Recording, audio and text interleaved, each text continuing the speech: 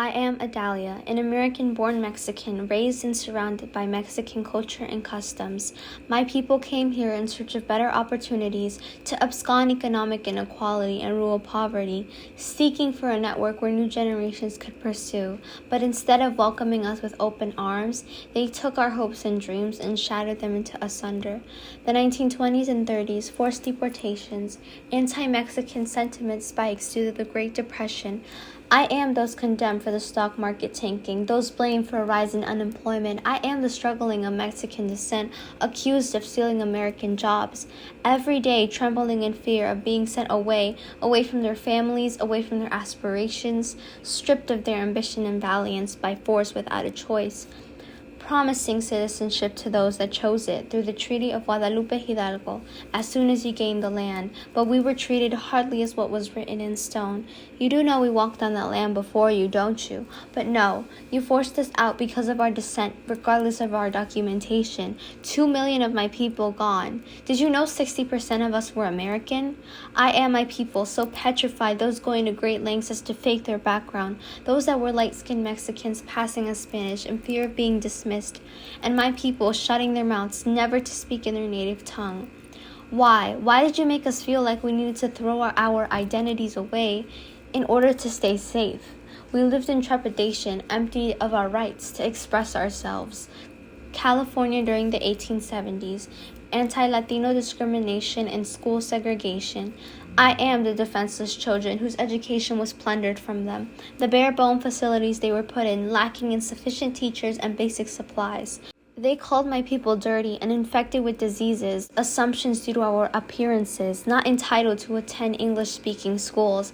How dare you? How dare you take away the most important thing to an innocent child's future? My people, we have surely endured. I am Cesar Chavez, determined and optimistic, committed to the tactics of nonviolent resistance. He founded the National Farm Workers Association. A civil rights activist, a community organizer, a social entrepreneur, a reformer for the environment and consumer rights, bringing light to the injustice of the farm labor system, endeavoring to improve the working conditions in the late 1960s and 70s. I am confident in showing my daring capabilities in every discipline and field. My people, they bring me comfort and a foundation that asserts me no matter what I can achieve anything. Competent, withstanding any injustice, just as my people have before me. I am Frida Kahlo, who fused the alluring traditional Mexican culture of my people through vivid colors and imagery in her paintings. She created a new legacy of cultural ideals, social values, and extended the history of my country, Mexico, into her art. I am a defender and supporter from my Mexican background, appreciator for the pozole and taquitos my abuelita makes me. The certain smell of my dad cooking nopales and cecina takes me back to when I was younger, the nostalgia rushing through me as I close my eyes and I imagine the savory taste of my culture. I am Selena Quintanilla, who revolutionized the Tejano industry with her astounding and moving voice, who brought awareness for my people by rising the Latin music popularity across the United States. Recollecting the listening to Selena's music, the songs Como la Flor, Amor Prohibido, and Si Una Vez lingering in my mind, as my family and I entertained ourselves playing Loteria. I am Adalia, living and growing in the United States of America, but forever identifying and proud of my Mexican heritage. The great love and appreciation for my culture comes back to me quickly, like a boomerang, every time I go and visit my dad's hometown.